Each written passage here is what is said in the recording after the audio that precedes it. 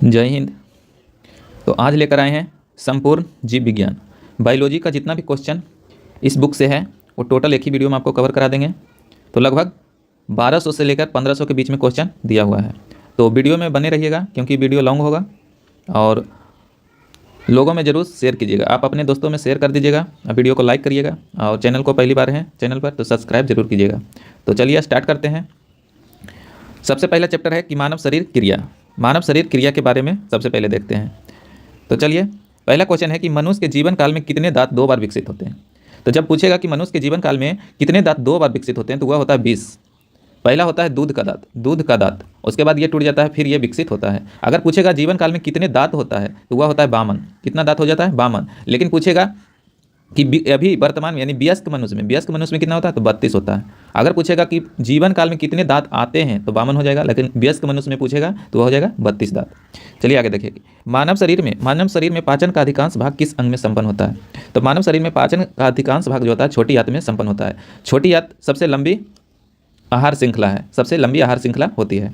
आगे देखिए कि मनुष्य में पाचन क्रिया प्रारंभ कहाँ से होता है। तो मनुष्य में पाचन क्रिया प्रारंभ जो होता है मुख से होता है। आगे देखिए कि सर्वप्रथम रक्त परिसंचरण तंत्र का अध्ययन किसने किया था। तो विलियम हार्वे ने किया था। कब किया था? विलियम हार्वे ने किया था। आगे देखिए कि पेसमेकर संबंध किससे है तो वह है हृदय से। पेसमेकर का संबंध किससे है तो हृदय से है। आगे देखिए पेसमेकर का कार्य क्या है। तो पेसमेकर का कार्य क्या होता है तो दिल की धड़कन का प्रारंभ करना। दिल की धड़कन को प्रारंभ करना किसका काम रहता है तो पेसमेकर का। गति प्रेरक किससे संबंधित है तो गति प्रेरक संबंधित है हृदय से। आगे है कि किनकी भित्तियों पर रक्त द्वारा डाले गए दबाव को रक्त दाब यानी कि ब्लड प्रेशर कहते हैं तो वह धमनी को कहा जाता है। किसको कहा जाता है तो धमनी को कहा जाता है। आगे देखिए कि सोते समय रक्त दाब क्या परिवर्तन होता है तो घटता है। या क्या होता है सोते समय रक्त का दाब घट जाता है। आगे देखिए कि मानव रुधिर का पीएच मान कितना होता है तो वह होता है 7.4 होता है। आगे देखिए कि मानव रक्त प्लाज्मा में प्रायः पानी की प्रतिशत मात्रा कितनी होती है। तो मानव शरीर में जो प्लाज्मा रहता है उसका पानी यानी उसमें पानी का प्रतिशत कितना रहता है तो 80 से 85 देता है। 80 से 85, यहाँ पे राशि लिखा है तो 80 से 85% रहता है, याद रखिएगा। आगे कि रक्त में पाई जाने वाली धातु कौन सी होती है तो रक्त में पाई जाने वाली धातु जो होता है वह होता है लोहा। क्या होता है? लोहा। आगे है कि रक्त का शुद्धिकरण कहाँ होता है तो रक्त जो शुद्ध होता है वह होता है किडनी में। कहाँ होता है? किडनी में होता है। आगे कि अधिकतम पोषक तत्व रक्त में कहाँ से अवशोषित किए जाते हैं तो वह किया जाता है छोटी आंत से। कहाँ से? छोटी आंत से। जितना भी अधिक पोषक तत्व होता है उसका अवशोषित कौन करता है तो छोटी आंत करता है। आगे देखिए कि लार में कौन सा एंजाइम पाया जाता है तो लार में टाइलिन पाया जाता है। क्या पाया जाता है? टाइलिन किसको पाचन के सहायता करता है तो स्टार्च को पाचन में सहायता करता है। आगे देखिए कि पेट में भोजन को पचने के लिए किसकी खास आवश्यकता होती है तो पेट में जो भोजन पचता है उसके लिए एंजाइम की जरूरत होती है। आगे की लार किसके पाचन में सहायक करती है तो स्टार्च अभी बताएं तो टाइलिन जो करता है सहायता करता है। आगे की मानव के आमाशय में अम्ल एक्स उत्पन्न होता है तो भोजन के पाचन में सहायता करता है। तो एक्स क्या है तो वह है हाइड्रोक्लोरिक अम्ल है। क्या है? हाइड्रोक्लोरिक अम्ल है, जिसे HCl कहा जाता है, HCl कहा जाता है। आगे देखिए कि क्रेब्स चक्र में किसका संश्लेषण होता है तो क्रेब्स चक्र में संश्लेषण जो होता है वह होता है पायरुविक अम्ल का होता है। आगे देखिए कि मानव शरीर में खून के शुद्धिकरण की प्रक्रिया को कहते हैं तो खून के शुद्धिकरण प्रक्रिया को क्या कहते हैं? डायलिसिस कहते हैं। अब खून यानी ब्लड कहाँ शुद्धिकरण होता है शुद्ध होता है तो वह होता है किडनी में, याद रखिएगा किडनी में होता है। आगे देखिए कि पेप्सिन बदलता है तो पेप्सिन जो बदलता है प्रोटीन को पॉलीपेप्टाइड में बदल देता है। आगे देखिए पाचन क्रिया में प्रोटीन किस पदार्थ में बदलता है तो वह बदलता है अमीनो अम्ल में बदलता है। आगे देखिए वह अंग कौन सा है जो मानव शरीर में ग्लाइकोजन के रूप में कार्बोहाइड्रेट को जमा करता है तो वह करता है यकृत यानी लीवर। आगे देखिए कि पीत किसके द्वारा पैदा होता है पीत किसके द्वारा पैदा किया जाता है पीत जो पैदा किया जाता है वह किया जाता है यकृत के द्वारा, लेकिन पीत जमा कहाँ होता है तो वह पित्ताशय में होता है। अगर आपसे पूछेगा कौन सा जीव है जिसमें पित्ताशय नहीं होता है, कौन सा जीव है जिसका पित्ताशय नहीं होता है तो वह हो जाएगा चूहा में पित्ताशय नहीं होता है। आगे देखिए कि स्वस्थ मनुष्य का रक्तचाप जो होता है कितना होता है तो वह होता है 120/80 होता है। आगे देखिए कि दौड़ लगाते समय मनुष्य का रक्तचाप क्या होता है तो वह बढ़ जाता है, सोते समय घट जाता है, जबकि दौड़ लगा रहे हैं तो क्या होता है बढ़ जाता है। आगे देखिए कि समान जीवन काल में मनुष्य का हृदय लगभग कितनी बार धड़कता है तो वह लगभग धड़कता है 2 अरब बार। कितना बार? 2 अरब बार। लेकिन पूछेगा 1 मिनट में 72 बार और वह 0.8 सेकेंड में एक बार धड़क जाता है। आगे देखिए कि मानव शरीर में हृदय का कार्य क्या होता है तो मानव शरीर में हृदय का काम जो होता है वह होता है पंपिंग स्टेशन की तरह काम करता है, यानी रुधिर को पंपिंग करता है। आगे कि रक्त में लाल रंग किसके कारण होता है तो रक्त में क्या पाया जाता है तो वह लोहा पाया जाता है। क्या पाया जाता है तो लोहा पाया जाता है। और लोहा क्या होता है तो हीमोग्लोबिन होता है। इसी के कारण रक्त लाल रंग का होता है, किसके कारण? हीमोग्लोबिन के कारण। आगे देखिए आगे कि हीमोग्लोबिन में होता है, हीमोग्लोबिन में क्या होता है तो लोहा होता है। शरीर में हीमोग्लोबिन का कार्य क्या होता है तो ऑक्सीजन का परिवहन करना। यह क्वेश्चन बार बार पूछता है कि शरीर में हीमोग्लोबिन का मुख्य कार्य क्या है तो ऑक्सीजन को परिवहन करना। आगे देखिए कि हीमोग्लोबिन किसका महत्वपूर्ण घटक है, हीमोग्लोबिन किसका महत्वपूर्ण घटक है तो वह है आरबीसी का, किसका आरबीसी का। आगे देखिए कि हीमोग्लोबिन का कार्य क्या है तो ऑक्सीजन को ले जाना। आगे है कि किसका सहायता यानी किसकी सहायता से रक्त द्वारा ऑक्सीजन ले जाया जाता है तो वह ले जाया जाता है लोहित कोशिका के द्वारा। किसके द्वारा लोहित कोशिका के द्वारा। कह रहा है किसकी सहायता से रक्त में ऑक्सीजन ले जाया जाता है तो वह लोहित कोशिका के द्वारा जाता है। आगे है कि जब कोई बाहरी पदार्थ मानव रुधिर प्रणाली में प्रविष्ट होता है तो प्रतिक्रिया कौन प्रारंभ करता है तो वह करता है WBC करता है। कौन करता है WBC करता है, जिसे श्वेत रक्त कणिकाएं बोला जाता है। आगे की लाल रक्त कणिकाएं जिसे आरबीसी कहा जाता है, कहाँ उत्पन्न होता है तो वह होता है अस्थि मज्जा में। यानी कि लाल रक्त कणिका कहाँ बनता है तो वह बनता है अस्थि मज्जा में। जबकि इसको आरबीसी का कब्रिस्तान या कब्रगाह किसे कहा जाता है तो वह कहा जाता है पलीहा को। किसे पलीहा को कहा जाता है। आगे देखिए कि मनुष्य की लाल रक्त कोशिकाओं का जीवन काल कितना होता है तो मनुष्य के लाल रक्त कोशिकाओं का जीवन काल जो होता है 120 दिन होता है। कितना होता है 120 दिन होता है। आगे देखिए पचे हुए भोजन में मौजूद विषैले पदार्थ का कौन सूचन करता है यानी सूचन करता है तो वह करता है यकृत। जितना भी आप विषैले पदार्थ खाइएगा या फिर जितना जहरीला चीज़ खाइएगा तो वह कौन अवशोषित कर लेता है तो यकृत करता है। इसी कारण सबसे पहले लीवर खराब हो जाता है। जैसे कोई दवाई चाहे कुछ खा लेता है तो सबसे पहले क्या उसका खराब हो जाता है तो लीवर खराब हो जाता है। आगे देखिए कि मानव शरीर में लाल रक्त कणिका का निर्माण कहाँ होता है तो वह अस्थि मज्जा में होता है, अभी बताएं। आगे देखिए कि लाल रुधिर कणिकाओं का उत्पादन किसके द्वारा होता है तो वह भी अस्थि मज्जा। आगे कि उच्च उतांशन पर मानव शरीर का आरबीसी की संख्या क्या होती है तो बढ़ जाती है। यानी ऊंचाई जाने पर मानव शरीर में जो आरबीसी की संख्या क्या होता है तो बढ़ जाता है। आगे की सफेद रक्त कण यानी WBC का मुख्य कार्य क्या होता है तो रोग प्रतिरोधक क्षमता का धारण करना। यानी रोग प्रतिरोध को क्षमता का धारण करना, यानी रोगों से लड़ने की शक्ति कौन देता है तो WBC देता है। आगे की मनुष्य में मेरुदंड में कितनी जोड़ी तंत्रिका निकलती है तो वह निकलता है 31 जोड़ी। मनुष्य के मेरुदंड में कितनी जोड़ी तंत्र निकलती है तो वह 31 जोड़ी, याद रखेगा। आगे की प्रतिवर्ती क्रियाओं का नियंत्रण केंद्र कहाँ पर होता है तो वह होता है कशेरुकी रज्जु में होता है। कहाँ होता है कशेरुकी रज्जु में होता है। आगे की स्तनधारी किसमें यूरिया बनाते हैं तो स्तनधारी किसमें यूरिया बनाते हैं तो वह बनाता है यकृत, जिसे लीवर कहते हैं। आगे की मानव शरीर में सबसे छोटी अंतःस्रावित ग्रंथि, सबसे छोटी पूछ रहा है अंतःस्रावित ग्रंथि कौन सी है तो वह है आउटू ग्रंथि है। आगे देखिए कि मूत्र का पीला रंग किसकी मौजूदगी के कारण होता है तो वह होता है यूरोक्रोम के कारण होता है। मूत्र का जो पीला रंग होता है किसके कारण होता है यूरोक्रोम के कारण होता है। आगे की गुर्दे का कार्यात्मक इकाई क्या होता है, गुर्दे का कार्यात्मक इकाई क्या होता है तो वह होता है नेफ्रॉन होता है। जबकि पूछेगा मस्तिष्क का कार्यात्मक इकाई क्या होता है तो न्यूरॉन होता है। आगे देखिए किसकी कौन सी क्रिया के कारण मानव शरीर में मिक्सिडीमा होता है तो वह होता है अब्दु ग्रंथि के कारण होता है। आगे देखिए कि मानव शरीर के भीतर खून किसकी उपस्थिति के कारण नहीं जमता है तो मानव शरीर के भीतर खून किसकी उपस्थिति के कारण नहीं जमता है तो वह हिप्रेन के कारण नहीं जमता है। आगे की रुधिर के प्लाज्मा में किसके द्वारा एंटीबॉडी निर्मित होती है तो वह होता है लिम्फोसाइट के कारण। कह रहा है रुधिर के प्लाज्मा में किसके द्वारा एंटीबॉडी निर्मित होता है तो वह लिम्फोसाइट के द्वारा निर्मित होता है। आगे देखिए कि एंटीजन यानी कि प्रतिजन, एंटीजन को ही प्रतिजन कहा जाता है। एक ऐसा पदार्थ है जो क्या करता है तो प्रतिरक्षी के निर्माण को बढ़ावा देता है। आगे है कि आयोडीन युक्त हार्मोन है तो वह क्या है तो थायरोक्सिन है। आगे देखिए कि मानव के श्वेत रक्त कण का यानी WBC का व्यास कितना होता है तो WBC का व्यास जो होता है 0.07 mm होता है, 0.07 mm होता है। आगे देखिए कि अपोहन यानी डायलिसिस का प्रयोग किस क्रिया को पूरा करने के लिए किया जाता है तो वह किया जाता है विकृ यानी कि किडनी। आगे की स्वेदन किसके लिए महत्वपूर्ण है तो शरीर के तापक्रम को भी नियंत्रित करने के लिए।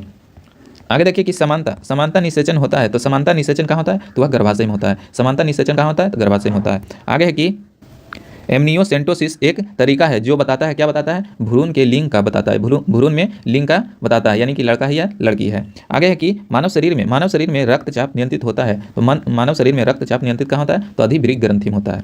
आगे कि जीवन रक्षक हार्मोन किस ग्रंथि से स्रावित होता है तो वह होता है एड्रिनल से। जीवन रक्षक हार्मोन किस ग्रंथि से स्रावित होता है तो वह होता है एड्रिनल ग्रंथि से। आगे कि मानव शरीर में किस ग्रंथि को मास्टर ग्रंथि कहा जाता है तो पिशु ग्रंथि को। मास्टर ग्रंथि किसे कहा जाता है तो पिशु ग्रंथि को कहा जाता है। आगे कि मनुष्य के शरीर में सबसे छोटी ग्रंथि कौन सी होती है तो मनुष्य के शरीर में सबसे छोटी ग्रंथि जो होता है पिट्यूटरी ग्रंथि होती है। जबकि पूछा था अंतःस्रावित सबसे छोटी अंतःस्रावित ग्रंथि कौन सा होता है तो वह होता है अब्दु ग्रंथि होता है, याद रखेगा। आगे देखिए कि गर्भाशय में शिशु के विकास की जानकारी हेतु किसका प्रयोग किया जाता है तो वह किया जाता है अल्ट्रासाउंड का प्रयोग करके ही गर्भाशय में शिशु का विकसित हो रहा है या नहीं इसका पता लगाया जाता है। आगे है कि भ्रूण के विकास के लिए किस अंग के द्वारा खाद्य की पूर्ति की जाती है तो वह किया जाता है बीटासन के द्वारा। आगे देखें कि स्त्रियों की नसबंदी को क्या कहा जाता है, तो वह कहा जाता है ट्यूबोकोटोमी कहा जाता है। आगे कि गाय और भैंस के थनों में दूध उतारने के लिए किस हार्मोन की सुई लगाई जाती है, तो वह लगाया जाता है ऑक्सीटोसिन का। किसका सुई लगाया जाता है, ऑक्सीटोसिन का सुई लगाया जाता है। आगे कि थोराइड ग्रंथि से थायरोक्सिन स्रावित करने के लिए उत्तेजित करने वाला अंतःस्रावी हार्मोन कौन से होते हैं, तो वह होता है TSH हार्मोन होता है। आगे कि मायोग्लोबिन में कौन सी धातु होती है, तो मायोग्लोबिन में जो होता है वह तांबा होता है। कौन सा होता है, तांबा होता है। आगे देखिए कि एक वयस्क पुरुष के लिए सामान्यतः हीमोग्लोबिन मात्रा कितना होता है, तो 100 ml रक्त में होता है कितना, 14.5 यानी 14.5 ग्राम होता है। आगे कि मानव शरीर का समान तापमान होता है, तो वह होता है, ऐसे तो देगा 37 डिग्री देगा, लेकिन ऐसे होता है एक्यूरेट में होता है 36.9 डिग्री सेल्सियस होता है। जबकि केल्विन में कितना होता है, 310 केल्विन होता है। जबकि फ़ारेनहाइट में कितना होता है, 98.6 फ़ारेनहाइट होता है। याद रखिएगा ये तीनों। आगे देखिए किस शरीर में प्रक्रम से प्रोथ्रोम्बिन का संबंध है, तो वह रक्त जमाव से। प्रोथ्रोम्बिन क्या करता है, रक्त को जमाता है, जबकि हिपरिन रक्त को जमने नहीं देता है। आगे है कि शरीर में सबसे बड़ी अंतःस्रावित ग्रंथि कौन सी होती है, तो वह होता है ऑब्टूथायरॉइड ग्रंथि। आगे देखिए कि कौन सा हार्मोन लड़ो उड़ो हार्मोन कहलाता है, तो लड़ो उड़ो हार्मोन के नाम से जाना जाता है एड्रेनलिन। आगे है कि इंसुलिन क्या है, एक प्रकार का हार्मोन है। इंसुलिन क्या है, एक प्रकार का हार्मोन है। आगे है कि कौन सा पदार्थ मानव शरीर में सबसे अधिक कठोर होता है, तो वह होता है दंत कवलक यानी एलामेल जिसको कहते हैं। दांत का सफेद भाग जो होता है सबसे कठोर पदार्थ होता है। आगे कि किस कोशिका में इंसुलिन स्रावित होती है, तो वह बीटा कोशिका में ही इंसुलिन स्रावित होता है। बीटा कोशिका से ही इंसुलिन स्रावित होता है। आगे है कि इंसुलिन उत्पादित होता है पेंक्रियाज के द्वारा होता है। किसके द्वारा, पेंक्रियाज के द्वारा होता है। आगे देखिए ऑक्सीजन की उपस्थिति में सुक्रोज का यानी CO2 जल में ऊर्जा निमुक्ति होने के साथ पूर्ण रूपांतरण होने को कहा जाता है, क्या कहा जाता है, वायु श्वसन कहा जाता है। आगे है कि हमारी छोड़ी हुई सांस की हवा में CO2 की मात्रा लगभग कितनी होती है, तो वह होता है 4%। कितना होता है, 4%। आगे कि हृदय वंचित है ऐच्छिक पेशियों से। हृदय जो वंचित रहता है वह कहाँ रहता है, ऐच्छिक पेशियों से रहता है। आगे मनुष्य में त्वचा किस स्थान पर सबसे अधिक मोटी होती है, तो वह होता है तलवे पर सबसे अधिक मोटी त्वचा होती है। आगे कि मानव शरीर का सबसे बड़ा अंग कौन सा होता है, तो वह होता है फेफड़ा। अंग पूछेगा तो फेफड़ा। आगे देखिए कि मानव त्वचा को रंग देने वाला वर्णक कौन होता है, तो मेलानिन होता है। आगे कि कंडरा यानी टेंडन जोड़ता है तो पेशी को हड्डी से, मांसपेशियों को हड्डी से जोड़ता है। कौन जोड़ता है, कंडरा या टेंडन। आगे है कि मानव शरीर में कौन सी ग्रंथि ऐसी है जिसका संबंध शरीर की उत्तेजना से है, तो वह है अधिवृक्क ग्रंथि। अधिवृक्क ग्रंथि जो है मानव की उत्तेजना से संबंधित रखता है। आगे कि आदमी के कंठ के किस भाग को अब टू उधर यानी एडर एप कहा जाता है, तो वह कहा जाता है थायराइड उपस्थित को कहा जाता है। आगे कि मानव का मस्तिष्क लगभग कितने ग्राम का होता है, तो मानव का मस्तिष्क जो होता है वह होता है 1350 ग्राम महिला में होता है, जबकि पुरुष मेल में होता है 1400 ग्राम होता है। याद रखिएगा। आगे कि मानव शरीर में सबसे बड़ी अस्थि कौन सी होती है, यानी हड्डी कौन सी होती है, तो वह होता है उरु हस्ती, जिसे फीमर की हड्डी कहा जाता है, जांग में होता है। आगे है कि मुख्यतः किसकी उपस्थिति के कारण मानव शरीर उच्च वायुमंडलीय दाब के अंतर्गत भी बिना कुचला रहता है, तो वह होता है कोशिकाओं में तरल होने के कारण। आगे है कि आंख के रेटिना पर परंपरागत कैमरे के निम्नलिखित में से किस भाग से तुलना की जाती है, तो वह किया जाता है फिल्म से। किसके भांति, फिल्म के भांति होता है। आगे देखिए तो इसी में ऑब्जेक्टिव दिया हुआ है, तो इसको भी कवर करते चलते हैं। तो जैसे कि वयस्क मानव में जो तो वह होता है कितनी हड्डी होती है, तो वह होता है 206 हड्डी। कितनी होता है, 206 हड्डी। अगर पूछेगा नवजात शिशु पूछेगा तो वह 300 हड्डी होता है। कितना, 300 हड्डी। अगर बच्चे में पूछेगा तो 208 होती है, 208। आगे देखिए कि निम्नलिखित में से कौन मानव शरीर की सबसे छोटी हड्डी, तो वह होता है अस्टेपिस। अस्टेपिस कहाँ रहता है, तो कान में जो एक कान में कितना रहता है, तो 3, तो बीच वाला जो हड्डी रहता है यानी बीच वाला जो रहता है वही अस्टेपिस कहलाता है। आगे देखिए कि सल क्रिया में आर्थोप्लास्टिक क्या है, तो आर्थोप्लास्टिक क्या है, तो वह है कुल्हे के जोड़ का प्रतिस्थापना ही कहलाता है। अगला है कि इंजाइम क्या है, अभी पढ़े थे इंजाइम क्या है, तो इंजाइम एक प्रोटीन है। आगे देखिए कि एक स्वस्थ व्यक्ति का हृदय 1 मिनट में औसतन कितने बार धड़कता है, तो वह धड़कता है 72 बार। कितना बार, 72 बार। आपको बताए थे 1 सेकेंड में कितना होता है, तो 0.88 यानी कि 1 सेकेंड में ऐसे देगा 72 बार, लेकिन 0.8 सेकेंड में एक बार धड़क जाता है। याद रखिएगा। आगे कि हृदय अब कब आराम करता है, तो हृदय जो करता है कब आराम करता है, तो वह करता है 2 धड़कनों के बीच में, लब डब जो होता है उसी के बीच में जो आराम करता है उसी को हृदय आराम के नाम से जानते हैं। आगे देखिए कि मानव कलाई में नाड़ी स्पंदन करती है, तो नाड़ी स्पंदन जो करती है वह करता है हृदय के बराबर। आगे देखिए लाल रक्त कणिकाएं मुख्यतः बनती है, तो वह कहाँ बनता है, तो अस्थि मज्जा में बनता है। लाल रक्त कणिकाएं का निर्माण कहाँ होता है, तो अस्थि मज्जा में होता है। आगे देखिए रक्त जमने में किस तत्व की प्रमुख भूमिका होती है, तो वह होता है कैल्शियम। कैल्शियम जो है रक्त जमने में महत्वपूर्ण भूमिका निभाती है। आगे कि मनुष्य में सामान्य निरंतर यानी रुधिर शर्करा प्रति 100 ml में कितना होता है, तो 80 से 100 mg होता है। आगे देखिए कि अधिक ऊंचाई पर मानव शरीर में लाल रक्त कणिकाएं क्या होती है, तो संख्या में बढ़ जाती है। लाल रक्त कणिकाएं की संख्या कब बढ़ जाती है, जब वह अधिक ऊंचाई पर जाता है। आगे कि मानव रुधिर में कोलेस्ट्रॉल का समान स्तर क्या होता है, तो 140 से 180 mg होता है। मानव रुधिर में कोलेस्ट्रॉल का समान स्तर क्या होता है, 140 से 180 होता है mg होता है। आगे है कि यदि किसी व्यक्ति की रुधिर वाहिकाओं की त्रिज्या कम हो जाए तो उसका रक्तदाब क्या होगा, तो वह बढ़ेगा। करा यदि किसी व्यक्ति के रुधिर वाहिकाओं की त्रिज्या कम हो जाएगा तो उसका रक्तदाब क्या होगा, बढ़ जाएगा। आगे कि मानव शरीर के किस अंग में लसिका कोशिका बनती है, तो मानव शरीर के किस अंग में लसिका कोशिका बनती है, तो दीर्घ अस्थियां में बनती है। आगे की स्तनपारियों में श्वेत ग्रंथियां मूलतः संबंधित है, तो क्या है, ताप नियमन से है। आगे है कि मानव हृदय में कच्छ की संख्या कितनी होती है, तो वह 4 होता है, 4 कोष्ठ में होता है। आगे देखिए कि मधुसूदनी अंतस्राव एक है, तो क्या है, ग्लाइकोलिपिड है। आगे मानव शरीर में पैरों की हड्डी होती है, तो वह होता है फेबुला और टिबिया और फीमर, ये 3 हड्डी होती है। आगे देखिए कि गर्भाशय के लिए वैकल्पिक शब्द क्या है, तो वह है यूटर्स क्या है, गर्भाशय के लिए वैकल्पिक शब्द लिया गया है। आगे की हीमोग्लोबिन की अधिकतम बंधुता होती है, तो हीमोग्लोबिन की अधिकतम बंधुता होती है ऑक्सीजन के लिए होता है। आगे देखिए कि कौन सी ग्रंथि सेक्स हार्मोन का स्राव करती है, तो वह करता है एड्रीनल ग्रंथि ही सेक्स हार्मोन का स्राव करती है। आगे है कि मानव शरीर में हार्मोन में से कौन सा रक्त कैल्शियम और फास्फेट को विनियमित करता है, तो वह करता है प्राव2 हार्मोन। आगे है मानव शरीर में किस भाग में शुक्राणु डिन को निषेचन करता है, तो वह करता है डिन वाहिनी नली में। आगे देखिए कि जब विक्र कार्य करना बंद कर दे तो कौन सा पदार्थ जमा हो जाता है, तो वह रक्त में नत्रजनित अपशिष्ट पदार्थ जमा हो जाता है। आगे कि जब एक व्यक्ति वृद्ध हो जाते हैं, बूढ़े हो जाते हैं, तो समानतः उनका रक्तचाप क्या होता है, तो वह घट जाता है। आगे देखिए कि मानव शरीर में पुच्छ यानी कौन सी संरचना से संलग्न होता है, तो वह होता है हृदय तंत्र से। आगे की किस प्रक्रिया द्वारा ऑक्सीजन श्वसन के दौरान रुधिर में प्रवेश करती है और फिर उसे छोड़ती है, तो वह करता है प्रासरण प्रक्रिया के द्वारा। आगे कौन सा अंग एक अंग जो है वसा का भंजन कर कोलेस्ट्रॉल उत्पन्न करता है, तो वह करता है यकृत। कौन करता है, यकृत करता है। आगे देखिए कि सेरेबरम किससे संबंधित है, तो वह है मस्तिष्क से। सेरेबरम किससे संबंधित है, तो मस्तिष्क से है। आगे मनुष्य के मस्तिष्क का सबसे बड़ा भाग कौन सा होता है, तो मनुष्य का मस्तिष्क का सबसे बड़ा भाग होता है परामस्तिष्क। कौन सा होता है, परामस्तिष्क होता है। आगे देखिए कि मानव शरीर की किन कोशिकाओं में सबसे कम पुनर्योजन शक्ति होती है, तो मस्तिष्क कोशिका किसका बना होता है, तो न्यूरॉन का बना होता है। इसीलिए न्यूरॉन विकसित नहीं होता है, पुनर्जन्म उसका नहीं होता है। आगे कि किसी मृतप्राय व्यक्ति का गुर्दे लेने के लिए उसे किस स्थिति में होना चाहिए, तो केवल तंत्रिका कार्यों का अवसान होना चाहिए। आगे देखिए, आगे दूसरा चैप्टर है रक्त समूह की, क्या है, रक्त समूह के बारे में पढ़ेंगे, तो वीडियो में बने रहिए।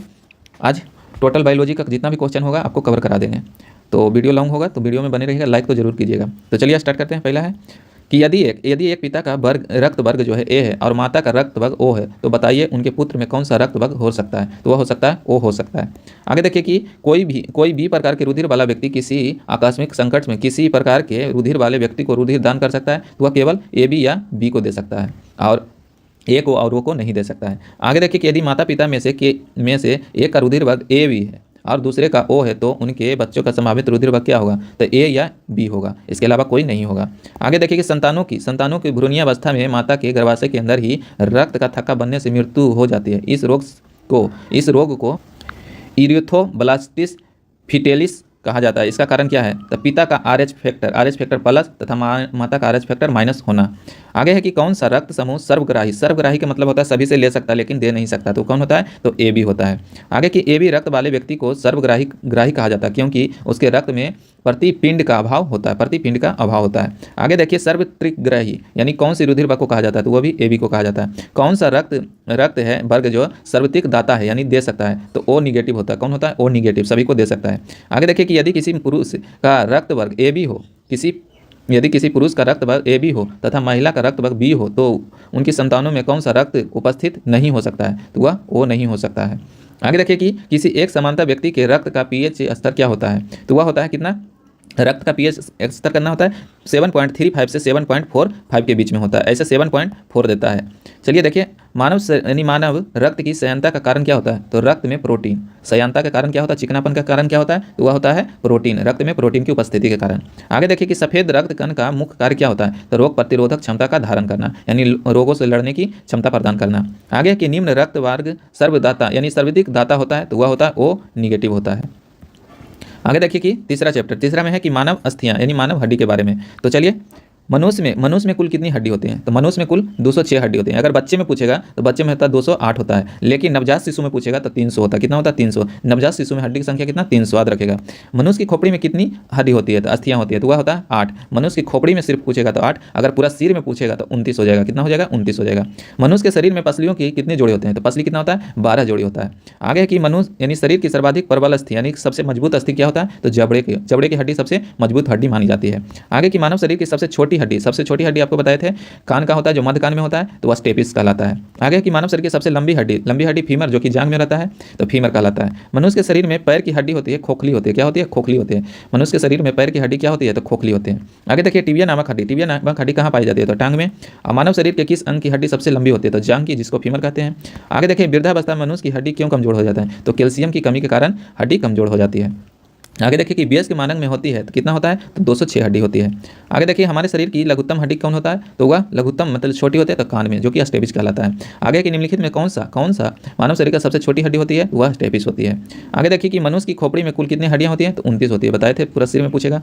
आगे देखिए कि मनुष्य के शरीर में पैर की हड्डी कितनी क्या होती है? तो ठोस होती है और खोखली भी होती है।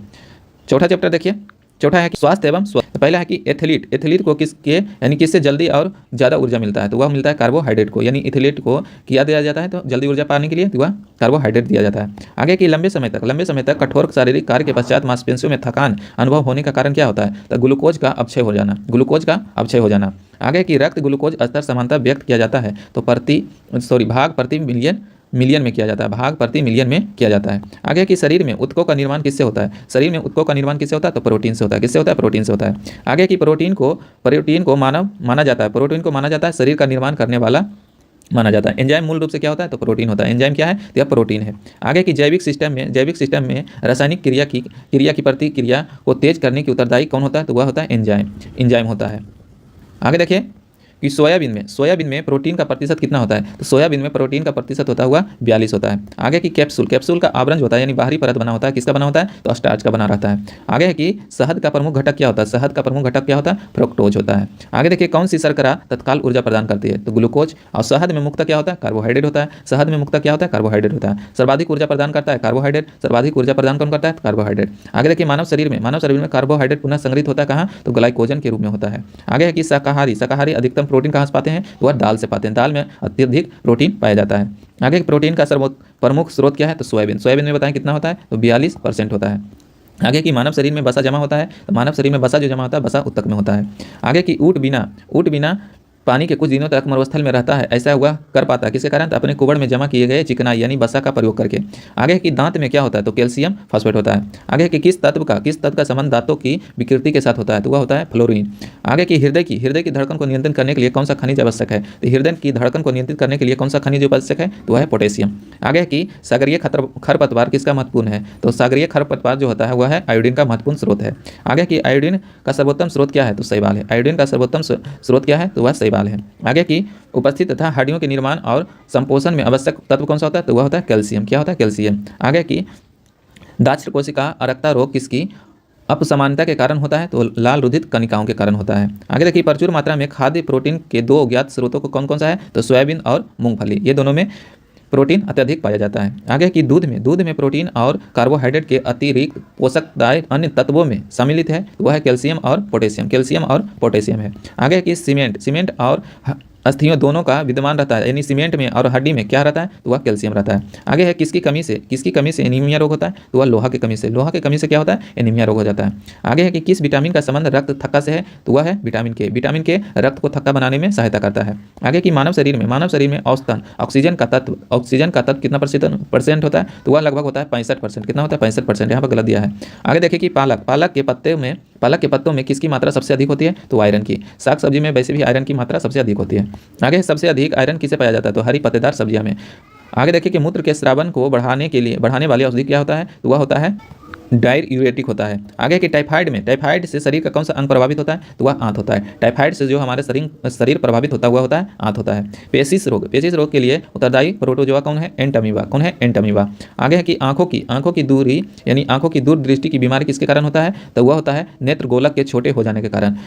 कह रहा है कि नेत्र गोलक के छोटे हो जाने के कारण क्या हो जाता है, तो दूरदृष्टि बीमारी हो जाता है। आगे की हैजा क्या है, तो हैजा एक जीवाणु है, हैजा जो होता है एक जीवाणु से होता है। आगे है कि किसकी जांच के लिए एलिसा टेस्ट जो दिया जाता है एड्स के लिए किया जाता है। आगे की एवियन इन्फ्लुएंजा यानी बर्ड फ्लू विषाणु को किसमें निरूपित करता है, तो वह करता है H5N1 के द्वारा निरूपित करता है। आगे की किसकी कमी से दंत क्षय हो जाता है, यानी दांत झड़ जाता है, तो वह होता है फ्लोरीन की कमी से। आगे की बेरियम मील का उपयोग किया जाता है, तो आहार नली की एक्सरे के लिए किया जाता है, बेरियम मील का उपयोग किया जाता है। आगे देखिए कि गुर्दे पत्थरी का पता लगाने के लिए किस प्रतिबिंब यंत्र का प्रयोग किया जाता है, तो वह किया जाता है सीटी स्कैन का किया जाता है। आगे की गहरे तले हुए खाद्य पदार्थ में कैंसर जनक होता है, गहरे तले हुए पदार्थ जो होता है कैंसर जनक होता है, क्योंकि इसमें प्रचुर मात्रा में क्या होता है, तो वसा रहता है। आगे की किसी भारी धातु की विषमता यकृत सिरोसिस पैदा करती है, तो वह करता है कॉपर। क्या करता है, कॉपर। करा किसी भारी धातु की विषमता को यकृत सिरोसिस पैदा करती है, तो वह कॉपर। आगे की मानव शरीर में रक्त की अपर्याप्तता आपूर्ति को कहते हैं, तो क्या कहते हैं, वह कहा जाता है स्कर्मिया। आगे की टाइफाइड पैदा होता है किसके द्वारा, तो वह होता है साल्मोनेला टाइफाइड के द्वारा होता है। आगे की बीसीजी प्रतिरक्षण होता है, तो टीबी के लिए। बीसीजी टीका किस लिए लगाया जाता है, टीबी के लिए। आगे की कार्बोहाइड्रेट के अलावा हमारे आहार में ऊर्जा का एक प्रमुख स्रोत क्या है, तो वह वसा है। कार्बोहाइड्रेट के अलावा हमारे शरीर में ऊर्जा का प्रमुख स्रोत क्या है, तो वसा है। आगे की रक्त का थक्का बनाने में इनमें से कौन सा अवयव मदद करता है, तो विटामिन के करता है। बीसीजी का टीका किसके विरुद्ध प्रतिरोधक क्षमता के लिए लगाया जाता है, तो तपेदिक यानी टीबी के लिए। आगे की मानव शरीर संरचना के संदर्भ में एंटीबॉडी होते हैं, तो प्रोटीन्स होता है। क्या होता है, प्रोटीन्स होता है। आगे पीलिया किसके संक्रमण के कारण होता है, तो पीलिया जो होता है यकृत के संक्रमण के कारण होता है। आगे की निमोनिया रोग मानव शरीर के किस अंग को प्रभावित करता है, तो निमोनिया जो होता है फेफड़े को प्रभावित करता है। आगे की पूर्ण स्मृति लोप को किस शब्द द्वारा माना जाता है, तो वह माना जाता है एमनीसिया के द्वारा माना जाता है। आगे की अरक्ता में किसकी मात्रा कम हो जाती है, अरक्ता में हीमोग्लोबिन की मात्रा कम हो जाती है। आगे की चेचक यानी स्मॉल पॉक्स होने का कारण क्या होता है, तो विरियोला वायरस के कारण होता है। चेचक जो होता है विरियोला वायरस के कारण होता है। आगे की दूध के रंग का किसकी मौजूदगी के कारण थोड़ा पीला होता है, दूध में जो थोड़ा पीला कलर होता है वह किसके कारण होता है, तो कैरोटीन के कारण होता है। आगे की कौन सा रोग वायु के माध्यम से फैलता है, वह फैलता है ट्यूबरकुलोसिस। आगे की अन्न एक समृद्धि स्रोत है, तो क्या है, स्टार्च का। आगे देखिए कैंसर के उपचार के लिए प्रयुक्त रेडियो आइसोटोप क्या होता है, तो वह होता है कार्बोक्सिक्टिन। अगला की शरीर की विभिन्न गतिविधियों के लिए ऊर्जा का स्रोत क्या है, वह है कार्बोहाइड्रेट है। कौन सा है, कार्बोहाइड्रेट है। आगे देखिए 14 वर्ष तक की आयु के बच्चे के लिए विकसित के लिए सबसे अधिक महत्वपूर्ण चीज़ क्या है, तो वह प्रोटीन 14 वर्ष की आयु के बच्चे को यानी 14 वर्ष से कम आयु के बच्चे को प्रोटीन सबसे अधिक देना चाहिए। आगे की पित्त ज्वार संचारित किया जाता है, तो वह किया जाता है एडिस के द्वारा। पित्त ज्वार संचारित किया जाता है एडिस के द्वारा। आगे की मानव शरीर में संक्रमण को रोकने में मदद करने वाला विटामिन कौन है, तो विटामिन ए है। और एक चीज़ और याद रखिएगा, विटामिन ए कहाँ भंडारित रहता है, तो वह यकृत में रहता है। आगे देखिए कि ईसीजी है, तो वह क्या है, इलेक्ट्रोकार्डियोग्राफ है। आगे है कि कौन सा रोग रक्तदान द्वारा नहीं फैलता, तो वह टाइफाइड है जो रक्त द्वारा नहीं फैलता है। आगे की विटामिन 6 की कमी से पुरुष में होता है, तो क्या होता है, अरक्ता की कमी होता है। आगे की पीलिया एक प्रतीक है, तो पीलिया क्या है, तो यकृत की एक बीमारी है।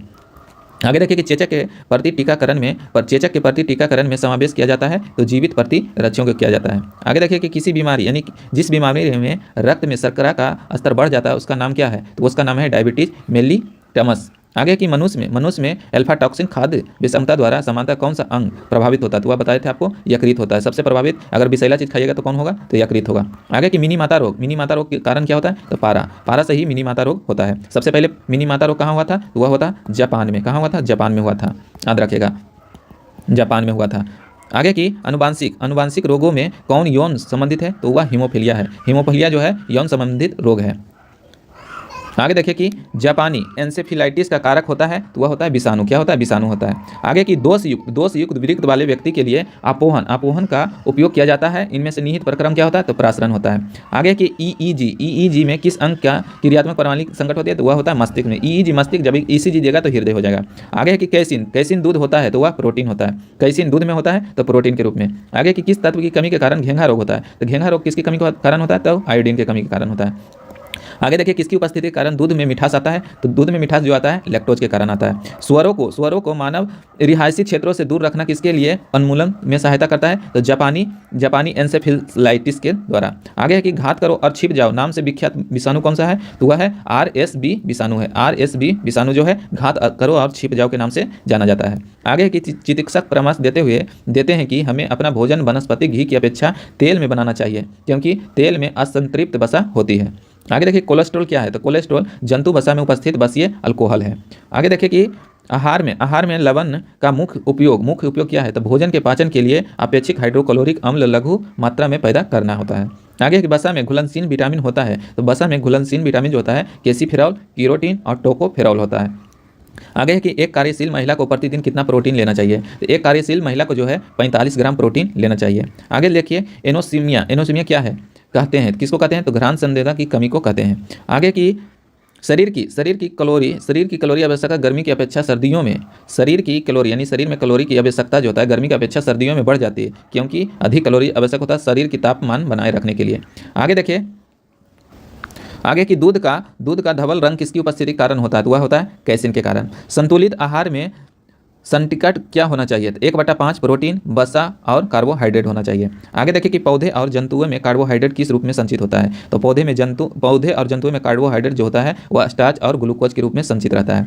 आगे कि दिल का दौरा किस कारण से होता है? तो हृदय में रक्त आपूर्ति के कारण होता है। हृदय में रक्त आपूर्ति के कारण ही दिल का दौरा होता है। आगे कि कहाँ काम करने वाले व्यक्तियों को ब्लैक लंग रोग होता है? तो कोयले खदान में काम करने वाले व्यक्ति को ब्लैक लंग रोग होता है। आगे की दर्दनाक अस्थि रोग इटाई का पहले कहाँ पता चला था? तो वह जापान में पता चला था। आगे की कैडमियम प्रदूषण किससे संबंधित है? तो इटाई से है। कैडमियम प्रदूषण किससे संबंधित है? इटाई रोग से है। आगे देखिए कि कालाजार का रोग वाहक कौन होता है? तो वह होता है सिक्टा मच्छी।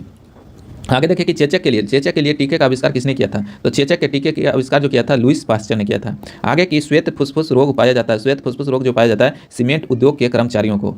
आगे की एड्स विषाणु के लिए सबसे ज़्यादा आजमाई गई दवा कौन सा है? तो वह है जीडोबुडिन है। आगे की किस सूक्ष्म जीव के द्वारा हेपेटाइटिस बी की बीमारी होती है? तो किस सूक्ष्म जीव के द्वारा हेपेटाइटिस बी की बीमारी होती है? वह होता है वायरस के द्वारा। आगे देखिए एस्बेस्टस के कारण होने वाला प्रमुख रोग क्या होता है? तो वह होता है एम्फेसेमा होता है। आगे देखिए कि स्कर्वी रोग के इलाज में उपयोग लिया जाता है तो आंवला। आगे देखिए ऑब्जेक्टिव है कि भोजन के वर्ग में प्रति यूनिट कैलोरी की मात्रा सर्वाधिक होती है। भोजन के वर्ग में प्रति यूनिट कैलोरी की मात्रा सर्वाधिक होती है तो किस में होता है? तो वसा में होता है। आगे देखिए कि प्रोटीन की अधिकतम मात्रा पाई जाती है। तो प्रोटीन की अधिकतम मात्रा पाई जाती है सोयाबीन में, कितना? 42% पाया जाता है। आगे देखिए सर्वाधिक प्रोटीन मात्रा होती है तो वह होता है सोयाबीन में। और नीम से किस फल में लोह की प्रचुर मात्रा पाया जाता है? तो वह पाया जाता है करौंदा में सबसे ज़्यादा लौह पाया जाता है। आगे देखिए कि दूध किस बैक्टीरिया के कारण खराब होता है? तो वह होता है लैक्टोबैसिलस बैक्टीरिया के कारण ही दूध खराब होता है। गाय के दूध के हल्के पीले रंग का कारण क्या होता है? तो कैरोटीन के कारण ही गाय का दूध जो है हल्का पीला होता है। आगे देखिए कि बीएमडी परीक्षण किया जाता है पाचन किसके पाचन के लिए? तो वह किया जाता है ऑस्टियोपोरोसिस की। अगला है कि एड्स होता है तो वह विषाणु से होता है। किससे होता है? विषाणु से होता है। आगे देखिए कि भारी मात्रा में अल्कोहल पीने वाले लोग मरते हैं तो सिरोसिस से मरते हैं। किससे? सिरोसिस से। उनका क्या खराब हो जाता है? तो वह खराब हो जाता है यकृत खराब हो जाता है। और अगला देखिए कि सरल गलडन घेंघा किसको प्रभावित करने वाली बीमारी है? तो थायराइड ग्रंथि को। आगे की मलेरिया का संक्रमण चरण होता है तो वह होता है बीजाणु के द्वारा।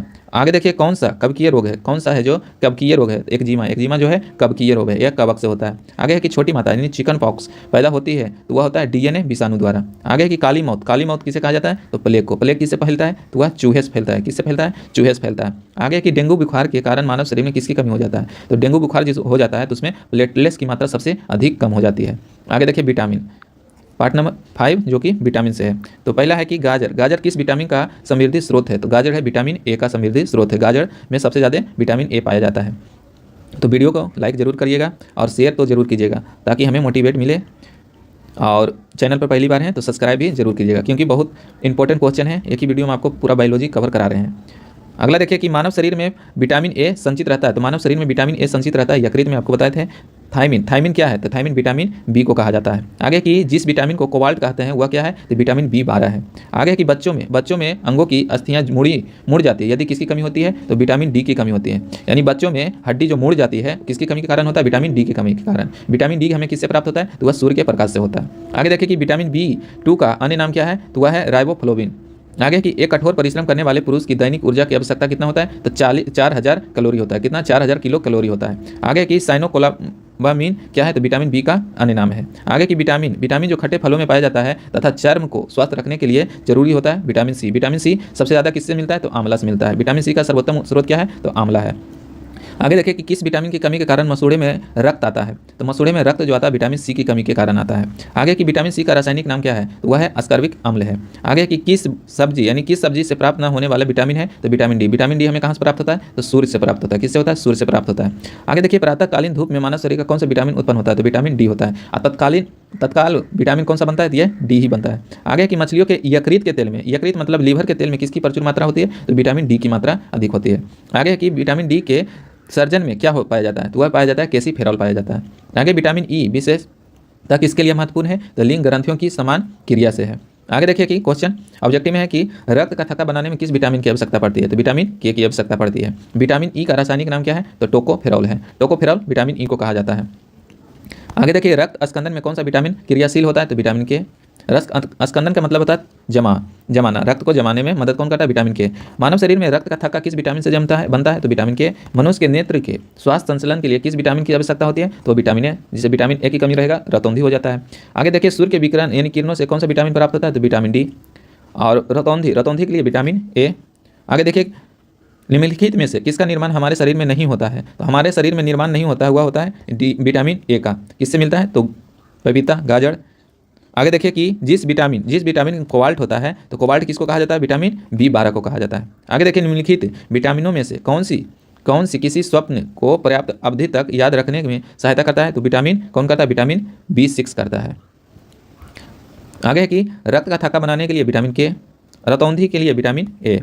उसके बाद देखिए कौन सा विटामिन पानी में घुलनशील है, तो पानी में जो घुलनशील विटामिन है हुआ है BC। कौन सा है, B और C है, और बाकी सब वसा में घुलनशील है। आगे देखिए कि विटामिन ए की कमी से होता है नाइट ब्लाइंडनेस, जिसे रतौंधी भी कर सकते हैं। आगे कि छिली हुई सब्जी को धोने से कौन सा विटामिन नष्ट हो जाता है, तो विटामिन C। छिली हुई सब्जी को या सब्जी को ज़्यादा पकाने से भी विटामिन C खत्म हो जाता है। आगे कि गोल्डन धान में सर्वाधिक मात्रा में कौन सा होता है, तो सिर्फ गोल्डन धान में ही विटामिन ए होता है। लेकिन ऐसे चावल में पूछेगा तो चावल में क्या होता है, तो कार्बोहाइड्रेट सबसे अधिक पाया जाता है। अगला चैप्टर देखिए जीव विज्ञान की शाखाएं एवं उपशाखाएं। जैसे देखिए पहला है कि जीव विज्ञान यानी बायोलॉजी शब्द का प्रयोग सर्वप्रथम किसने किया था, तो वह क्या था, लाइमार्क तथा ट्रेवियन ने। आगे कि जीव विज्ञान के जनक किसे माना जाता है, तो अरस्तु को माना जाता है। जीव विज्ञान के जनक कहलाते हैं तो अरस्तु कहलाते हैं। वनस्पति विज्ञान के जनक कौन कहलाते हैं, थियोफ्रैक्टस कहलाते हैं। और चिकित्सा शास्त्र का जनक किसे कहा जाता है, हिपोक्रेटस को कहा जाता है। एंटीबायोटिक अधिकांशतः प्राप्त होता है तो जीवाणुओं से होता है। किससे होता है, जीवाणुओं से होता है। आगे कि यदि एक जीवाणु कोशिका में प्रति 20 मिनट में विविधता होती है तो 2 घंटों में कितनी जीवाणु बनेंगे, तो 64 बनेंगे। आगे देखिए कि नाइट्रोजन यौगीकरण में कौन सी सफल यानी फसल सहायक है, तो फली है। नाइट्रोजन यौगीकरण में कौन सी फसल सहायक है, तो वह फली है। आगे देखिए नाइट्रोजन स्थिरीकरण में हीमोग्लोबिन का क्या कारण होता है, तो वह होता है ऑक्सीजन का अवशोषण करना। आगे देखिए कौन सा रोग बैक्टीरिया से होता है, तो बैक्टीरिया जो होता है तपेदिक को ही टीबी कहते हैं। टीबी किससे होता है, तो वह बैक्टीरिया से होता है। आगे कि वह विज्ञान जिसका संबंध जीवधारियों के अध्ययन से होता है क्या कहलाता है, तो जीव विज्ञान कहलाता है। वह विज्ञान जिसका संबंध जीवधारियों के अध्ययन से होता है वह जीव विज्ञान कहलाता है। फाइकोलॉजी किसका अध्ययन करता है, तो फाइकोलॉजी में शैवालों का अध्ययन किया जाता है। जबकि माइकोलॉजी लिखा गया माइकोलॉजी। आगे देखिए कि पर्यावरण का अध्ययन जीव विज्ञान की किस शाखा के अंतर्गत किया जाता है, तो पर्यावरण का अध्ययन जो किया जाता है पारिस्थितिक विज्ञान के अंतर्गत किया जाता है। आगे देखिए तपेदिक यानी टीबी उत्पन्न करने वाला जीवाणु कौन सा होता है, तो माइकोबैक्टीरियम होता है। आगे है कि इकोबायोलॉजी का अध्ययन किसका अध्ययन करता है, तो बाह्य ग्रहों तथा अंतरिक्ष में जीवन का अध्ययन करता है। पुष्पों का अध्ययन क्या कहलाता है, एंथोमोलॉजी कहलाता है। कीटों का अध्ययन को क्या कहा जाता है, तो वह कहा जाता है एंटोमोलॉजी। और सर्पोटोलॉजी में किसका अध्ययन किया जाता है, तो सर्पों का। और डेमेटोलॉजी में किसका अध्ययन किया जाता है, त्वचा तथा उसके रंगों का। ऑस्टियोलॉजी में किसका अध्ययन किया जाता है, अस्थियों का। चैप्टर 7 देखिए, चैप्टर 7 में है कि अन्य तत्व जैसे कि है प्रतिशत खाद परीक्षण में मदद करता है, तो जैव रासायनिक अभिक्रिया की दर को कम करता है। आगे की जैव निम्नलिखित अपशिष्ट को किसकी सहायता से उपयोगी पदार्थ में रूपांतरित किया जाता है, तो वह जीवाणु को। आगे की किसके द्वारा दूध खट्टा होता है, बैक्टीरिया के द्वारा। उसमें से कौन सा बैक्टीरिया रहता है, तो लैक्टोबैक्सिलस। आगे की दूध के दही के रूप में जमने का कारण है लैक्टोबैक्सिलस। आगे की HIV होने वाला रोग कौन है, तो एड्स है। HIV से कौन सा रोग होता है, तो एड्स होता है। एड्स वायरस क्या होता है, एड्स वायरस जो होता है एक सूची RNA होता है। आगे कि एड्स का कारण क्या होता है, तो वायरस। एड्स का कारण क्या होता है, तो वायरस होता है। HIV का फुल फॉर्म क्या है, तो HIV का फुल फॉर्म होता है डिसेंसी वायरस होता है। आगे कि एड्स फैलता है शारीरिक संपर्क से फैलता है। विषाणु में क्या होता है, तो विषाणु में न्यूक्लिक एसिड और प्रोटीन होता है। सार्स क्या है, तो सार्स एक विषाणु जनित रोग है। आगे है कि खसरा किस संक्रमण के कारण होता है, तो वह विषाणु से होता है। खसरा जो होता है विषाणु से होता है। कौन सा रोग विषाणु के कारण होता है, तो चेचक को ही बड़ी माता कहते हैं। आगे देखिए कि जंतुओं में होने वाले फुट एंड माउथ रोग किसके कारण होता है, तो वह भी विषाणु के कारण होता है। आलू में मैजक रोग किसके कारण होता है, तो वह भी विषाणु के कारण होता है। मशरूम क्या है, तो मशरूम एक कवक है। मशरूम में कितना % प्रोटीन पाया जाता है, तो यह 36% पाया जाता है, याद रखिएगा। प्रथम व्युक्त प्रतिजैविक कौन था, तो वह था पेनिसिलियम। आगे है कि एथलीट फुट नामक बीमारी किसे उत्पन्न होता है, तो कवक से होता है। कौन सा एक कवक एवं उच्च पादप की जड़ों के बीच उपयोगी कार्यात्मक संबंध को दर्शाता है, तो वह दर्शाता है माइकोराइजा दर्शाता है। आगे देखिए लाइकेन जिन दो वर्गों के पौधों से मिलकर बनता है वे कहलाता है कवक और शैवाल कहलाता है। लाइकेन किससे बनता है, कवक और शैवाल से बनता है। आगे की लिटमस अम्ल क्षार सूचक प्राप्त करता है, तो लाइकेन से। आगे है कि साबूदाना किससे प्राप्त होता है, तो साइकस से होता है। दमा एवं खांसी के रोगों में दमा और खांसी के रोगों में काम आने वाले औषधि इफेंड्रिया किसे प्राप्त किया जाता है, तो फिरेडास प्राप्त किया जाता है। आगे के कौन एक जीवित जीवाश्म कहलाता है, तो वह कहलाता है जिकंगो। आगे की विषाणु वृद्धि करता है, तो विषाणु कहाँ वृद्धि करता है, तो जीवित कोशिका में करता है। आगे की पौधे का कौन सा भाग फूल बनने का उद्दीपन ग्रहण करता है, तो वह करता है पर्ण।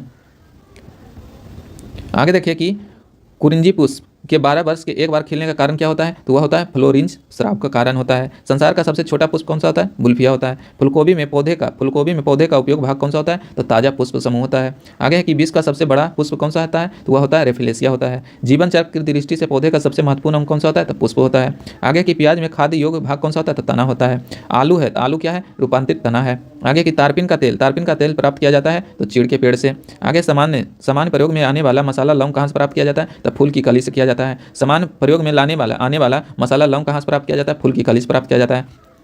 आगे की हशीश पौधे से प्राप्त की जाती है। हशीश जो है पौधे से प्राप्त की जाती है। यह बताइए कि वह पौधे के किस भाग से प्राप्त की जाती है, तने तथा नर पुष्प से के निस्वार्थ से प्राप्त किया जाता है। आगे की प्रकाश संश्लेषण होता है। प्रकाश संश्लेषण केवल दिन में होता है। आगे की प्रकाश संश्लेषण के लिए कौन सी गैस आवश्यक होती है, तो CO2 होता है।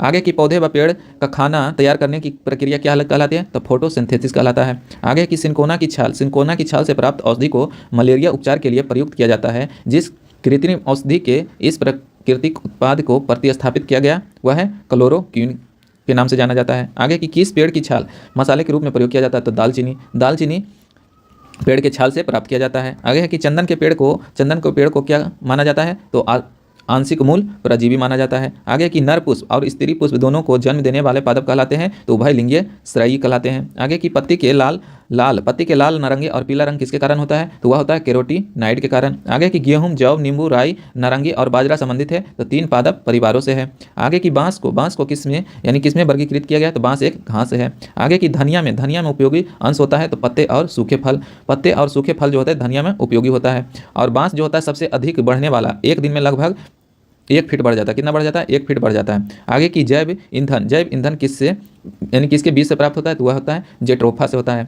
किस पादप को शाक्य भारतीय डॉक्टर कहा जाता है, तो शाक्य भारतीय डॉक्टर के नाम से जाना जाता है आंवला को। आगे देखिए कि बाह्य महाधमनी चाप इनमें दिखाई देता है, तो स्तनपायी में दिखाई देता है। आगे की लिटमस प्राप्त होता है, तो लिटमस जो प्राप्त होता है लाइकेन से प्राप्त होता है। आगे की किस फसल में एजोला एनाबीना जैव उर्वरक का प्रयोग किया जाता है, तो वह किया जाता है चावल में। आगे देखिए कि चिलगोजा किस एक प्रजाति के बीज से प्राप्त किया जाता है, तो पाइन के प्रजाति से प्राप्त किया जाता है। अगला की फलीदार पादपों की जड़ों में उपस्थित कंठों में पाए जाने वाला नेत्रजन स्थिरीकरण जीवाणु है, तो वह है सहजीवी होता है। आगे की जड़ें धनात्मक भूमि पुनरावर्तन होती है, अधिकांश होता है। आगे की पेड़ की पत्तियों में पाए जाने वाला हरा पदार्थ क्या कहलाता है, क्लोरोफिल कहलाता है। आगे की प्रकाश संश्लेषण की क्रिया उत्पन्न होती है CO2 यानी कार्बन डाइऑक्साइड, पानी तथा क्लोरोफिल से। आगे देखिए कि प्रयोगशाला में सर्वप्रथम डीएनए का संश्लेषण किया था खुराना ने, हरगोविंद खुराना ने किया था। प्रयोगशाला में डीएनए का संश्लेषण किसने किया था, तो हरगोविंद खुराना ने किया था। आगे की जीन शब्द का सर्वप्रथम प्रयोग किसने किया था, तो जोहानसन ने किया था। आगे देखिए किसके द्वारा अनुवांशिकता के विज्ञान को अनुवांशिक कहा जाता है, तो वह वाटसन को कहा जाता है। आगे की अनुवांशिक उत्परिवर्तन होता है, तो क्रोमोसोम में होता है। अनुवांशिक उत्परिवर्तन जो होता है कहाँ होता है, क्रोमोसोम में होता है। डीएनए के द्विहेक्सल प्रारूप को पहली बार किसने प्रतिपादित किया था, तो वाटसन एवं क्रिक ने किया था। कोशिका की आत्महत्या की थैली किसे कहा जाता है, लाइसोसोम को कहा जाता है। लाइसोसोम में पाए जाने वाला वह एंजाइम जिसमें जीव द्रव को घुला देने या नष्ट कर देने की क्षमता होती है कहलाता है हाइड्रोलाइटिक एंजाइम कहलाता है। आगे देखिए कि 80% से अधिक सेल यानी कोशिका में पाए जाने वाला पदार्थ क्या होता है, तो जल होता है। यानी कोशिका में 80% से अधिक किस पदार्थ पाया जाता है, तो वह जल पाया जाता है। आगे किसकी उपस्थिति के कारण किसी पादप कोशिका और पशु कोशिका में अंदर पाया जाता है, तो कोशिका भित्ति पाया जाता है। आगे है कि गोल्जी कॉय का प्रमुख कार्य क्या होता है, तो स्रावित होता है। आगे कि एक काष्ठीय पौधे की आंतरिक छाल का मुख्य कार्य क्या होता है, तो पत्तियों से पौधे के अन्य भागों को खाद्य परिवहन करना होता है। आगे की संवहनी पौधे में पानी ऊपर किससे जाता है? तो जाइलम के द्वारा। पानी जो जाता है जाइलम के द्वारा, जबकि खाद्य पदार्थ जाता है फ्लोएम के द्वारा। याद रखिएगा। अगला है कि किस भारतीय वैज्ञानिक ने पादपों में जल की लंबी दूरी के अभिगमन का सिद्धांत प्रस्तुत किया था? तो जेसी बोस ने। अगला है संसार का सबसे बड़ा परितंत्र कौन सा है? तो परितंत्र, संसार का सबसे बड़ा परितंत्र जो है सागर होता है। अगला कि मृदा अपवर्तन रोका जा सकता है? तो वृक्ष लगाकर या वन रोपण द्वारा। आगे है कि जब हम बकरी का मांस खाते हैं तो हम कौन सा उपभोक्ता होते हैं? तो हम द्वितीय उपभोक्ता कहलाते हैं। आगे कि हाइड्रोफाइटा होता है एक जलीय पौधा होता है। हाइड्रोफाइटा क्या होता है? तो एक जलीय पौधा होता है। आगे है कि मरुद्भूमि पौधा जो होता है वह करील होता है। पर्यावरण के अजैव अवयवों का उदाहरण क्या है? तो वायु है। पर्यावरण के अजैव अवयव का उदाहरण क्या कहलाता है? तो वायु कहलाता है। हाइड्रोपोनिक्स संबंधित है मिट्टी के बिना पौधे के वृद्धि से।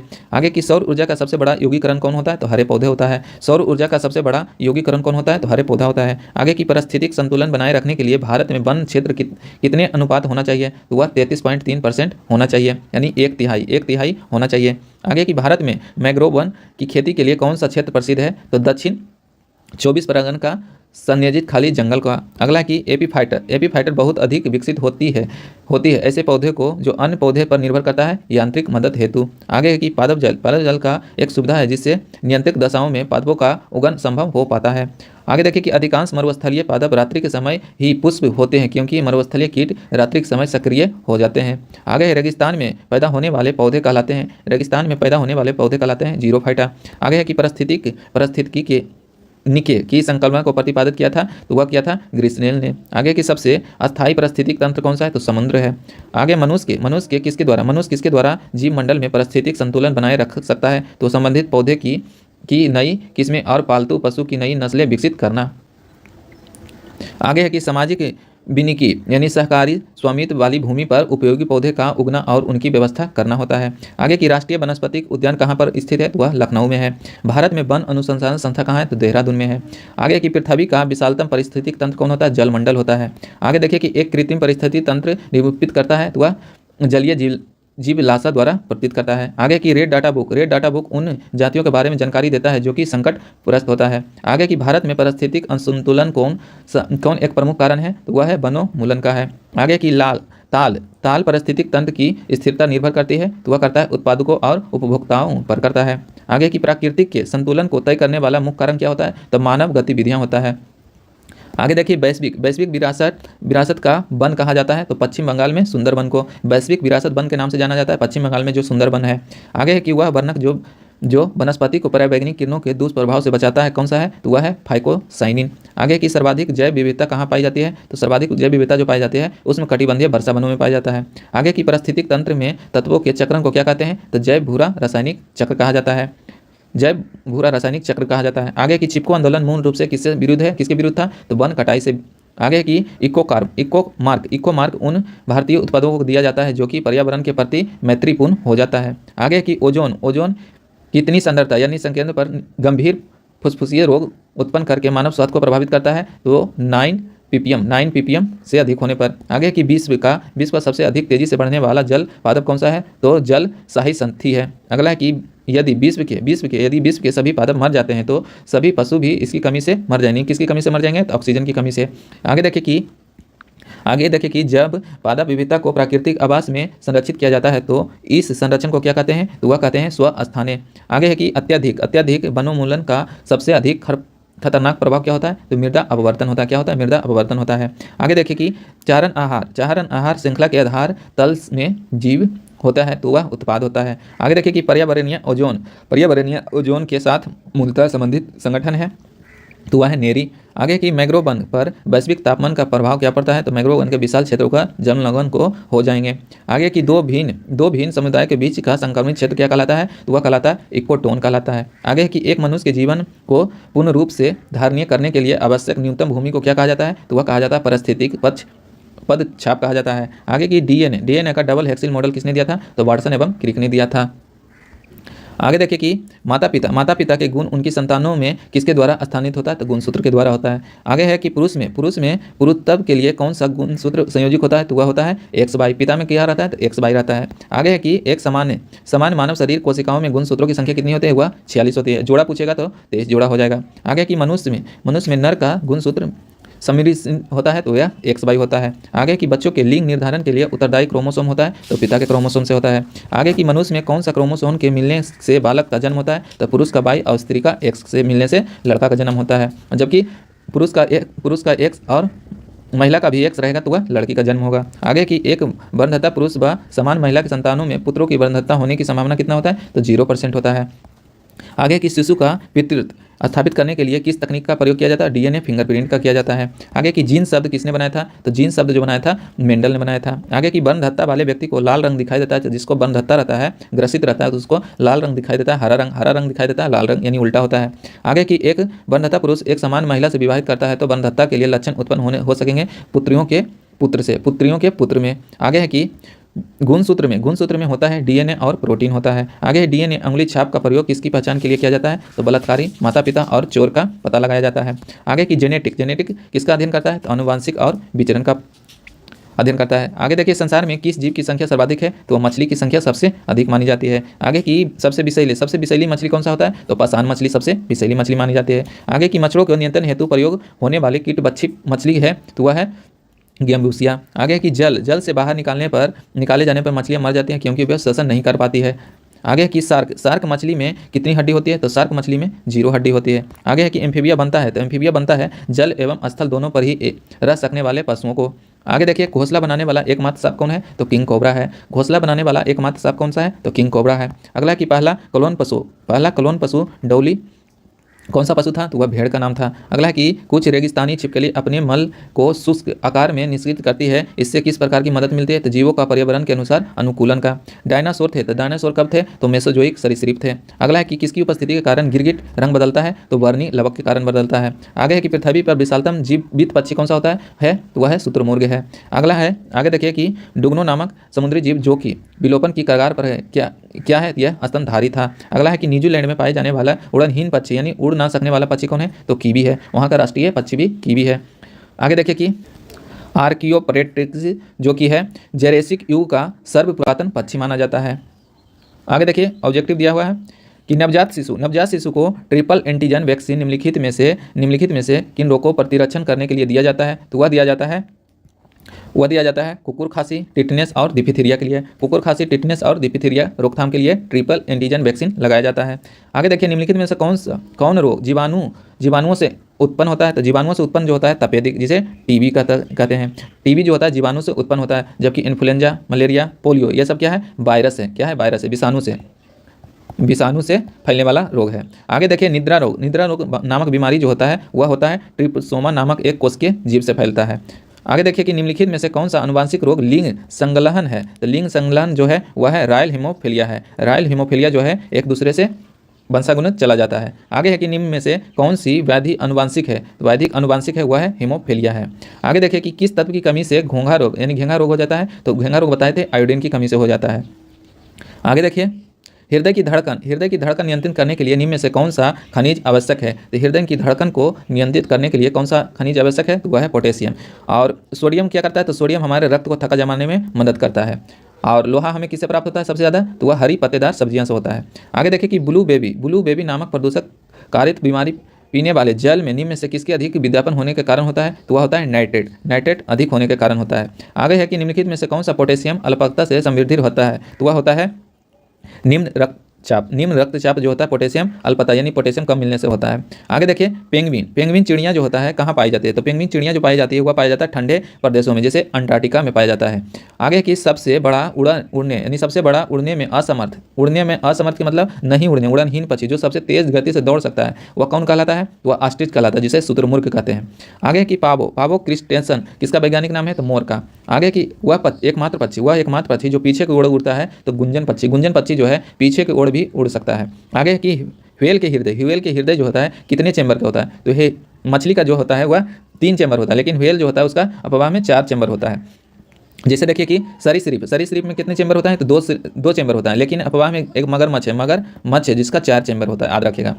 आगे देखिए कि वह स्तनधारी जो खतरे के संकेत के समय गेंद के समान हो जाता है तो कंटक चूहा जो है खतरा जब उसके सामने दिखाई देता है तो वह गेंद के समान गोल हो जाता है। आगे देखिए कि स्तनपाई के उत्सर्जनीय उत्पाद मूत्र में अधिकता में पाया जाता है तो क्या पाया जाता है? यूरिक अम्ल पाया जाता है। क्या पाया जाता है? यूरिक अम्ल पाया जाता है। आगे देखिए कि हरित ग्रंथियां संबंधित है उत्सर्जन से। हरित ग्रंथियां किससे संबंधित है? उत्सर्जन से। आगे देखिए कि कुटक किस में नहीं पाया जाता है? तो बत्तख में कुटक नहीं पाया जाता है। कुटक किस में नहीं पाया जाता है? तो बत्तख में कुटक नहीं पाया जाता है। डायनासोरस थे, क्या थे? तो सरीसृप, जो कि विलुप्त हो चुका है। डायनासोर जो था वह सरीसृप जाति में आता था, जो कि विलुप्त हो चुका है।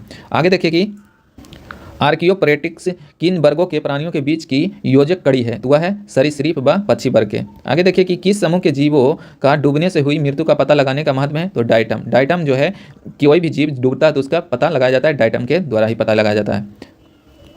आगे देखिए कि रक्त में प्रतिस्कंदन पदार्थ कौन सा होता है? तो वह हेपरिन होता है। रक्त में प्रतिस्कंदन पदार्थ कौन सा होता है? हेपरिन होता है। आगे देखिए मैमथ थे, पूर्वज थे, तो किसका? हाथी के पूर्वज कौन थे? तो मैमथ थे। आगे देखिए फिरोमोन्स पाए जाते हैं तो कीटों में पाया जाता है। भारत में सबसे बड़ी मछली कौन सा है? तो व्हेल और शार्क है। व्हेल शार्क जो है भारत में सबसे बड़ी मछली मानी जाती है।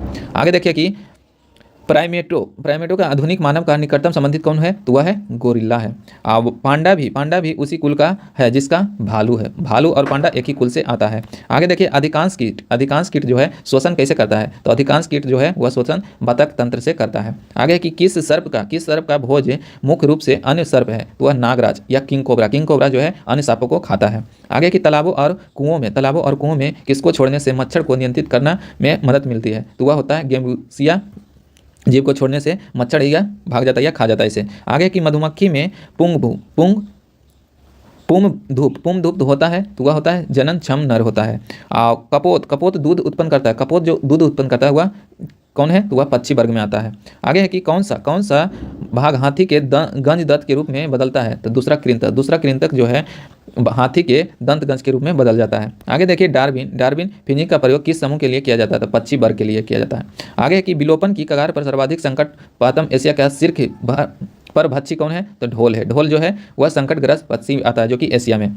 आगे की विभिन्न जातियों के एक्स सिटू संरक्षण के लिए निम्न में से कौन सा उद्भिद है? तो वह है जर्म प्लाज्मा बैंक है। आगे देखिए चिकित्सा संबंधित आविष्कार, जैसे इंसुलिन के आविष्कार किसने किया था? तो बेंटिंग ने किया था। इंसुलिन का आविष्कार किसने किया था? तो बेंटिंग ने किया था। आगे देखिए कि हैजा का टीका किसने किया था? तो रॉबर्ट कोच ने किया था। किसने किया था? रॉबर्ट कोच ने किया था। डीडीटी डॉक्टर पॉल मुलर ने किया था। डीडीटी का खोज किसने किया था? तो वह किया था पॉल मुलर ने किया था। आगे देखिए आरएनए का आरएनए का खोज या आविष्कार किसने किया था? आर्थर बर्ग और जेम्स वाटसन ने किया था। आगे कि डीएनए के खोज किसने किया था? तो जेम्स वाटसन एवं क्रिक ने किया था। और एस्पिरिन का आविष्कार किसने किया था? तो ड्रेकर्स ने किया था। कुनैन को किसने किया था? तो रेबी ने किया था। आगे की जेनेटिक कोड का आविष्कार किसने किया था? तो हरगोबिंद खुराना ने किया था। और बैक्टीरिया का खोज किसने किया था? तो लुबिन हॉक ने किया था। पेनिसिलिन का खोज किसने किया था? तो वह किया था फ्लेमिंग एंड जेंडर ऐसे देता है। आगे की विटामिन का खोज किसने किया था? तो फंक ने किया था। किसने किया था? फंक ने। अब विटामिन ए और विटामिन बी का खोज किसने किया था? तो मैकुलन ने किया था। दोनों का मैकुलन ने किया था। आगे की विटामिन सी का आविष्कार किसने किया था? तो हॉपकिंस ने किया था। आगे है कि विटामिन डी का हॉपकिंस किया था। जबकि विटामिन सी का हॉपकिंस ने किया था। आगे देखिए चेचा का टीका एडवर्ड जेनरल, और जबकि टीबी की चिकित्सा रॉबर्ट कोच ने किया था। स्टेथोस्कोप का आविष्कार किसने किया था? लेनके ने किया था। जबकि टाइफाइड का आविष्कार किसने किया था? रोवर्थ ने किया था। हृदय परिवर्तन का आविष्कार किसने किया था? तो क्रिस्टन नवार्ड ने किया था। और जबकि क्लोरोफॉर्म का आविष्कार किसने किया था? हैरिसन ने किया था। मलेरिया के चिकित्सा का आविष्कार किसने किया था? रोलांडो रॉस ने किया था। तो आज आपको यह वीडियो कैसा लगा? इसके बाद आपको लेकर आएंगे कंप्यूटर से, जिसमें एक ही वीडियो में टोटल कंप्यूटर आपको कवर करा देंगे। तो आज हम बायोलॉजी में पढ़ें लगभग 8-9 चैप्टर जो इस बुक में दिया हुआ है वन लाइनर के पर्पस में। तो आपको ये वीडियो कैसा लगा आप कमेंट बॉक्स में जरूर करिएगा, शेयर कीजिएगा।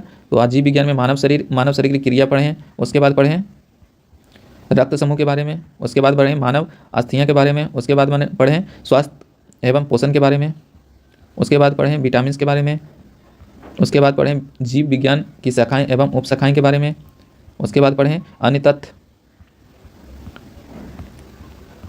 उसके बाद पढ़ें अन्य तथ्य के बारे में पढ़ें। तो आपको ये वीडियो कैसा लगा तो आप ज़रूर शेयर कीजिएगा, लाइक तो ज़रूर कीजिएगा, जिससे हमें मोटिवेशन मिलता रहे। तो आज के लिए इतना ही, तब तक के लिए जय हिंद जय भारत।